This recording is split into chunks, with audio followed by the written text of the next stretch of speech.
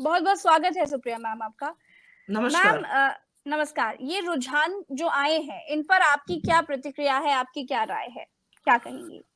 तो क्रमवार तरीके से बात कर लेते हैं और बात शुरू करूंगी मैं पॉजिटिव नोट तेलंगाना को लेकर। मुझे लगता है हमने हम्म। ना सिर्फ बीआरएस को हराया है, पर एक क्षेत्रीय दल को एक राष्ट्रीय दल ने हराकर उनसे सत्ता वापस ली है। और पहली बार हम तेलंगाना में सरकार बनाएंगे। 10 साल हो गए तेलंगाना को बने हुए। तो मुझे लगता है ये एक बड़ी खबर है, एक बड़ी सुर्खी है, कि हेडलाइन है कि एक रीजनल दल को कांग्रेस ने हराया। ये पहली बात मैं करूंगी। मेरे लिए सबसे ज्यादा बात, और अब हम नॉर्थ में आ जाते हैं, और बिल्कुल जो जो रुझान है और जो रिजल्ट है वो अप्रत्याशित है। हमें इसकी उम्मीद नहीं थी, हम इससे बेहतर प्रदर्शन की उम्मीद कर रहे थे। हमारी आपसे बात भी हुई थी 2 दिन पहले। और मुझे लगता है कि मैं राजस्थान से शुरुआत करूंगी। राजस्थान में लेकिन जो नंबर अभी भी है, और आप ही के चैनल पर मैं देख रही हूँ, हम 70 के आसपास है राजस्थान पे, थोड़ा उससे ऊपर है इनफैक्ट, अगर लेटेस्ट डेटा देखा जाए। तो राजस्थान मुझे अभी भी एक उम्मीद की किरण इसलिए लगती है क्योंकि पहले दशकों से जब हम इनकम्बेंट रहते थे और राजस्थान में चुनाव लड़ने दोबारा से जाते थे इनकम्बेंट रहते हुए और मत मांगते थे, तो हम 20-30 पर सिमट जाते थे। द फैक्ट कि हम 70 पे हैं, मुझे ऐसा लगता है कि हमारी योजनाएं कारगर रही। हम शायद अपनी योजनाओं को उतने अच्छे तरीके से लोगों तक नहीं पहुंचा पाए, और एक पोलराइजेशन का अच्छा कार्ड भारतीय जनता पार्टी ने चला। तो एक वो बात मैं राजस्थान के बारे में कहूंगी। छत्तीसगढ़ में बहुत ही अप्रत्याशित रिजल्ट ये रहा है। मेरा अपना मानना था अभी थोड़ी देर पहले तक कि ये टर्न अराउंड होगा। छत्तीसगढ़ अप्रत्याशित रहा क्योंकि छत्तीसगढ़ ने वो सारी चीजें करके दिखाई जिनके लिए सरकारें बनाई जाती हैं। मध्य प्रदेश से मैं डिसअपॉइंटेड हूं, और इसलिए डिसअपॉइंटेड हूं क्योंकि वहां पर 18 साल से बीजेपी की सरकार थी। वहां पर दिख रहा था कि लोग चेंज चाहते जी। हैं, लोग तरसते हैं, लेकिन ऐसा होता दिखा नहीं। मैं सिर्फ अब ये सोचती हूँ और ये उम्मीद रखती हूँ कि जो 500 का सिलेंडर मोदी जी ने देने का वादा किया था छत्तीसगढ़ से लेके मध्य प्रदेश तक, अब वो जरूर देंगे। इन राज्यों में भी देंगे, और बाकी 10 राज्यों में जहां पर उनकी सरकारें थी, 9 में, वहां सबसे पर बड़ी भी कमी देंगे। क्या रही कांग्रेस की मध्य प्रदेश में, जो मध्य प्रदेश में हार, मतलब ये हम देख पा रहे हैं संख्या? मुझे लगता है कि प्रज्ञा जी, आकलन तो अभी बहुत सीट बाय सीट का होगा, तो कमी ज्यादा तब पता चलेगी। शायद हम अपनी कैंपेन को उतना अच्छा नहीं उठा पाए जितना उठाना चाहिए था। शायद हमने भारतीय जनता पार्टी की जो लोकल योजनाएं थी, जैसे लाडली बहन योजना वगैरह, को कम आंका, और मुझे ऐसा लगता है कि उनके बेसिस पर वो प्रो इनकम्बेंसी होकर वो चुनाव जीता। देखिए, छत्तीसगढ़ और राजस्थान और मध्य प्रदेश में अंतर ये था कि मध्य प्रदेश में हमारी सरकार नहीं थी, हम किसी सरकार के खिलाफ लड़ रहे थे और इसलिए आशान्वित थे। तो मुझे ऐसा लगता है कि शायद हमने जो छत्तीसगढ़ जो मध्य प्रदेश की सरकार ने महिलाओं के लिए किया था, चाहे वो लाडली बहना योजना हो या उस तरह की योजना, उनको शायद कम आका और उनका इफेक्ट ग्राउंड पर दिखा। आरएसएस बहुत स्ट्रांग भी है मध्य प्रदेश में, और मुझे ऐसा लगता है कि अब जो हमारी आगे की रणनीति है वो इन फैक्टर्स को लेकर होनी चाहिए। एक चीज और जो बहुत सामने आ रही है कि बूथ लेवल की जो एक मेहनत रही वो कांग्रेस की तरफ से नहीं की गई। मेन मैं राजस्थान की बात कर रही हूँ क्योंकि राजस्थान को लेकर के एक हमने भी एक जब हम वहां पर ग्राउंड पर थे तो देखा कि जब लोग वहां पर ग्राउंड पर बूथ पे जब आईडी के बिना हम वहां घूम रहे थे तो लोगों ने कहा कि अरे मैडम इधर, उनको लगा कि हम वोटर हैं तो उन्होंने कहा कि आप कमल पर बटन दबाना, उधर बटन दबाना, यहाँ जाइए। तो वो जो एक मेहनत दिखती है ग्राउंड पर, मैंने बहुत खोजने की भी कोशिश की तो वो नजर नहीं आया। इसके पीछे की क्या वजह है? ये ट्वीट मैंने आपका देखा था, और मैं इसमें 2 चीजें कहना चाहती हूँ। देखिए, अगर चुनाव हम जीत जाते तो ये सारी बातें बेमानी हो जाती। अब क्योंकि हार गए तो हर चीज का एनालिसिस भी ज्यादा होगा और हर चीज की बात की खाल भी ज्यादा उगाड़ी जाएगी। ठीक है, कोई बात नहीं। मुझे लगता है कि जीत का दूल्हा एक होता है और हार के सेहरा जो है बहुत सारी चीजों पर बनना चाहिए। लेकिन मेरा अपना मानना लेकिन है जरूरी भी है कि कि हर एक कांग्रेस, हाँ जी, एस्पेक्ट पे बात होनी बिल्कुल। चाहिए। तो मुझे लगता है कि कांग्रेस जो है वो इस तरह की कार्डर बेस्ड पार्टी ही नहीं है। हम उस तरह के बूथ और पन्ना प्रमुख वाली पार्टी नहीं है। हम एक आंदोलन रूपी पार्टी है। जब हम एक बड़े आंदोलन के साथ खड़े होते हैं तो हम जीत जाते हैं। मुझे ऐसा लगता है कि लेकिन अब आगे की जो रणनीति है वो हमारी शायद ज्यादा लोकलाइज्ड फैक्टर्स और ज्यादा बूथ फोकस्ड होनी पड़ेगी। अब कोई अगर आए तो वहां पर उतने ही कांग्रेस के लोग ये कहने वाले कि पंजे पे बटन दबाइए, दैन सिर्फ कमल पे बटन दबाइए। तो आप लोगों के सजेशन सर आंखों पे होना चाहिए था। मुझे ऐसा लगता है कि राजस्थान और छत्तीसगढ़ की सरकारों ने बड़ा उम्दा काम किया, उसका कॉपी पेस्ट किया भाजपा ने, लेकिन हम अपने कामों को शायद उस तरह से जनता तक गाजे बाजे के साथ नहीं लेकर जा पाए जैसे भारतीय जनता पार्टी की सरकारें ले जाती हैं। भारतीय जनता पार्टी की सरकारें जो काम करती हैं उसका जो उसका जो प्रचार करती हैं, शायद वो हमें अभी सीखना बाकी और सीखना चाहिए। अच्छा, पिछड़ों का बहुत मुद्दा राहुल गांधी ने उठाया, पिछड़ों की आवाज बने, लेकिन क्या वो काम नहीं आया? नहीं, मैं नहीं मानती कि वो काम नहीं आया। मुझे ऐसा लगता है कि भारत की राजनीति में और लोकतंत्र में वो एक जरूरी मुद्दा है। और जैसा कि मैंने कहा, फिर ऐसा तो होगा कि तेलंगाना में क्या वो काम आ गया और बाकी जगह नहीं आया? ऐसा नहीं होता है। कुछ मुद्दे राजनीति से, कुछ मुद्दे लोकतंत्र में जरूरी होते हैं, राजनीति और चुनावों से उठ के होते हैं। और मुझे लगता है पिछड़ों का प्रतिनिधित्व, जातिगत जनगणना, उसमें से एक वो मुद्दा है। मैं एक बात जरूर कहना चाहती हूँ, जिस तरह का पोलराइजेशन, जिस तरह का रिलीजियस कार्ड, जिस तरह का एक communal agenda Bharatiya Janata party north में चलाती है, हमने राजस्थान में देखा, हमने मध्य प्रदेश में देखा, जहां पर प्रधानमंत्री कहते हैं कि ऐसा बटन दबाओ कि फांसी लग जाए, या धर्म के नाम पर।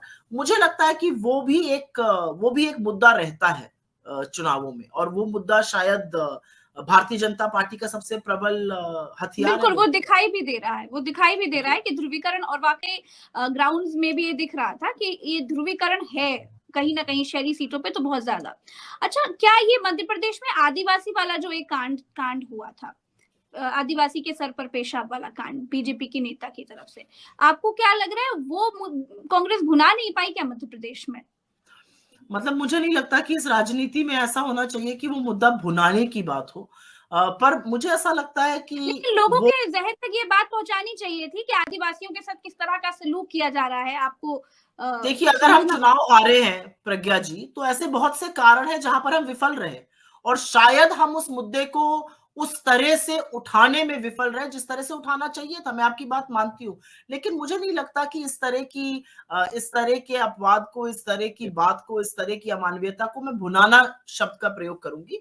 क्या हम उसको अपने लेवल तक उठा नहीं पाए जिस तरह से उठाना चाहिए था? शायद ज्यादा उठा सकते थे, शायद हम उनकी जो खामियां थी उसको और ज्यादा कर सकते थे। लेकिन जब जब भारतीय जनता पार्टी हारती है मुद्दों पर, तब तब धर्म का जो सहारा लेती है, वो एक इशू बनता दिख रहा है चुनावों में।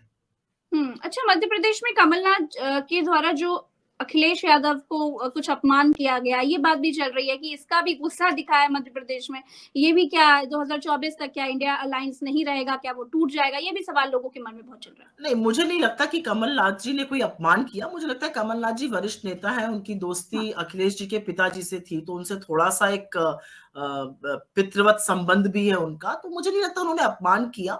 अब जब हम चुनाव अगर नहीं जीते हैं, तो लोग जरूर कहेंगे कि फलाने ने इसका बदला लिया या जनता ने इसका बदला लिया। सपा का जो एरिया ऑफ इन्फ्लुएंस है मध्य प्रदेश में, वो काफी रिस्ट्रिक्टेड है, तो इस तरह से बदला लिया कि ऐसी सीट आ जाए, वो नहीं हो सकता है।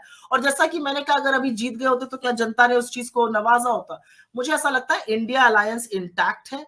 हमने तेलंगाना जीता है, और हमने तेलंगाना एक रीजनल पार्टी से जीता है। हमने बड़े मार्जिन से तेलंगाना जीता है, एक बड़ा बदलाव है। हमारी राजस्थान में जो 70 सीटें, वो इस बात की गारंटी देती हैं कि अगर आप काम करिएगा तो जनता आपका काम पर आपको वोट देती है। आप ना जीत पाइए और पीछे रह जाइए, वो अलग चीज है। मुझे ऐसा लगता है कि इंडिया अलायंस इंटैक्ट है, और मोदी जी का 2024 का चुनाव अभी खुला हुआ है। अगर किसी को भी ये लगता है कि इसके बेसिस पर मोदी जी जीत जाएंगे, तो वो अतिशोक्ति होगी, और ऐसी अतिशोक्ति भारतीय जनता पार्टी सोचे। अच्छा, मोदी जी के चेहरे पर चुनाव लड़ा गया पूरे पांचों राज्यों में, आपको क्या लगता है क्या वो काम नहीं आया? और दूसरी चीज, क्योंकि अगर हम मध्य प्रदेश में देखें तो शिवराज सिंह चौहान का सब नाम ले रहे हैं, तो क्या मोदी फैक्टर जो है वो काम नहीं आया? और अब 2024 में आप इसे कैसे देख रहे हैं? मुझे तो थोड़ा सा मैं उत्सुक हूं, क्योंकि मैं I am also student of politics, कि अब क्या होगा। क्या शिवराज जी को बने रहने देंगे, या शिवराज जी को वहां से निस्तो नाबूद किया जाएगा? क्योंकि वो मोदी जी के खिलाफ एक प्रबल कंटेंडर बनते हुए दिख रहे हैं। उनका अब इलेक्टोरल ट्रैक रिकॉर्ड बेटर हो गया है मोदी जी से। वो ओबीसी वर्ग से वो भी आते हैं, वो आरएसएस के बड़े चहेते हैं। मोदी जी की थोड़ी अनबन भी चल रही है, तो मुझे तो अभी इंटरेस्टिंग लगेगा कि क्या होगा शिवराज सिंह जी के साथ, क्या होगा वसुंधरा राजे जी के साथ, कि क्या उनको कमान दी जाएगी या नहीं दी जाएगी। बहुत सारी ऐसी बातें अभी भारतीय जनता पार्टी को खुद को टटोलनी है, खुद को उसका जवाब करना है। मोदी जी का जहां तक चेहरे की बात है, मुझे ऐसा लगता है कि मध्य प्रदेश में मोदी जी से ज्यादा पॉपुलर उनके मुख्यमंत्री थे। जो लाडली बहन योजना है उसको हमने कम आका, और पैसा भी चुनाव के जस्ट 2 दिन पहले दो आया कारण था। मैं जानना चाह रही हूँ मैम, बीजेपी की जीत के 2 कारण आपको क्या लग रहे हैं, और कांग्रेस की हार के 2 कारण क्या लग रहे हैं? मुझे कहाँ पे, मैं किस मध्य जगह? प्रदेश की बात। मध्य प्रदेश में मुझे लगता है बीजेपी की, पहले मध्य प्रदेश पूछ रही हूँ। बीजेपी की जीत के दो प्रमुख कारण मुझे मध्य प्रदेश में लगते हैं। एक तो जो योजना थी जिसको शायद हम आंक नहीं पाए, क्योंकि पैसा 2 दिन पहले अकाउंट में आया था और उसका फर्क पड़ता है, जो पैसा आ रहा है और जो हमने वादा किया आने में उसमें डिफरेंस होता है। और एक आरएसएस ने जबरदस्त काम किया ग्राउंड पर। तो ये दोनों रीजन मुझे जीत के लगते हैं। मुझे लगता है कि ये जीत शिवराज सिंह चौहान की जीत है, ये जीत नरेंद्र मोदी जी की जीत नहीं है। दूसरा, हमारे हार के कारण शायद हम उन मुद्दों को उस तरह से नहीं उठा पाए जिस तरह से हमें उठाना चाहिए था, और हम अपनी बात को, अपने उपलब्धियों को जनता के पास लास्ट माइल तक जो कनेक्टिविटी होती है वो हमें और प्रगाढ़ करनी पड़ेगी। राजस्थान में मुझे ऐसा लगता है कि हमने जबरदस्त काम किया। राजस्थान से ही प्रेरित होकर भारतीय जनता पार्टी ने भी 500 का सिलेंडर और एमएसपी और तमाम हेल्थ योजनाएं अपने राज्यों में अनाउंस करी है। मैं आशा करती हूँ वहां पे करेंगे। मैं एक बात जरूर कहना चाहूंगी, जैसे मध्य प्रदेश में शिवराज सिंह चौहान की एक योजना का जिक्र हमने किया, लाडली बहन योजना, उसकी तारीफ हर कोई कर रहा था मध्य प्रदेश में। ऐसे अशोक गहलोत की एक योजना है चिरंजीवी योजना, जी हाँ, उसकी भी तारीफ राजस्थान में ग्राउंड पर बहुत हो रही थी, लेकिन वो योजना काम आई, ये योजना काम नहीं आई। ये भी एक सवाल बन रहा है, क्यों? हाँ, ये सवाल मैं बताती हूँ क्यों। इसलिए बन रहा है क्योंकि कांग्रेस बहुत अच्छे काम करती है, लोग उससे सीखते भी हैं, लोग उसके बेनिफिशियरीज भी होते हैं, लेकिन हम उन बातों का श्रेय उस तरह से नहीं ले पाते जैसे भारतीय जनता पार्टी लेती है, और उसमें जरूरी है कि हम वो चीज सीखे। एक ये कारण था, और दूसरा कारण था कि जिस तरह से अशोक गहलोत की सरकार के लोगों को और उनको एजेंसी से परेशान किया जा रहा था, जिस तरह से लोग कह रहे थे कन्हैया लाल का चेहरा याद करना, प्रधानमंत्री जल्लाद बनने को उकसा रहे थे, एक धर्म का पुट डाला जा रहा था कि वो हिंदू हैं और हम ऐसे। तो मुझे लगता है कि वो सारी चीजें भी कारगर रही। जब जब भारतीय जनता पार्टी दिक्कत में होती है वो धर्म का आड़ लेती है, उन्होंने ली वो आड़, और मुझे लगता है कि हमें इसका जवाब अच्छे काम, योजनाओं और उनके उतने ही प्रचार प्रसार से करना पड़ेगा। छत्तीसगढ़ मेरे लिए थोड़ा डिसअपॉइंटिंग है, क्योंकि छत्तीसगढ़ की सरकार ने एमएसपी पे बहुत काम किया, किसानों के लिए बहुत काम किया, पॉपुलर सरकार थी, और भाजपा वहां पर बिल्कुल निस्तो नाबूद थी। तो छत्तीसगढ़ की सरकार को जिस तरह से चुनाव के दौरान डिस्टर्ब किया गया, ईडी वगैरह भेजकर, मुझे लगता है डिस्ट्रैक्शन तो होता ही है, और उसके बाद वो सारा मामला ध्वस्त पड़ा हुआ दिखता है। जिस बंदे ने बोला, आक्षेप लगाए, वो मुकर जाता है। तो मुझे ऐसा लगता है कि छत्तीसगढ़ के थोड़ा अचंभित करने वाला एक निर्णय आया। हमारी हार का प्रमुख कारण मुझे नहीं पता, थोड़ा डिस्ट्रैक्शन हो सकता है।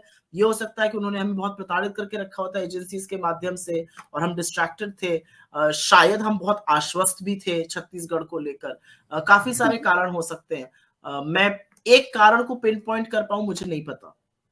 अच्छा, तेलंगाना में जीत का सबसे बड़ा कारण क्या है? तेलंगाना में जीत का सबसे बड़ा कारण यह है कि पढ़े लिखे लोग हैं, उन लोगों ने समझा और जाना कि कांग्रेस ही परिवर्तन लाएगी, मोहब्बत की जरूरत है, कांग्रेस ही वो पार्टी है जो तेलंगाना का वो स्वरूप बनाएगी जिसके लिए तेलंगाना का जन्म हुआ था। और लोगों को, और हमने वहां पर बीआरएस को बिल्कुल पर्दाफाश कर दिया था। हमने जिस तरह से बीआरएस की बखिया उधेड़ी थी और लोगों के सामने उसके सारे काले चिट्ठे खोले थे, हमने अपना प्रॉमिस जो हम करते वो जन जन तक पहुंचाया था, और बहुत टाइट चुनाव लड़ा था, बूथ तक मैनेजमेंट अच्छा था। तो बहुत सारे ये कारण थे। बहुत पॉपुलैरिटी है राहुल जी की वहां पर, बहुत पॉपुलैरिटी है रेवंत रेड्डी की वहां पर। मुझे ऐसा लगता है कि प्रचार प्रसार में और एक खाका बनाने में शायद हम बहुत कामयाब रहे तेलंगाना में, और तेलंगाना की जनता से हम कनेक्ट बहुत अच्छा कर पाए, और तेलंगाना की जनता ने बीजेपी और उनकी दोनों बी टीम को नकार दिया। जी, बहुत बहुत शुक्रिया। धन्यवाद, बहुत धन्यवाद। Thank you. धन्यवाद।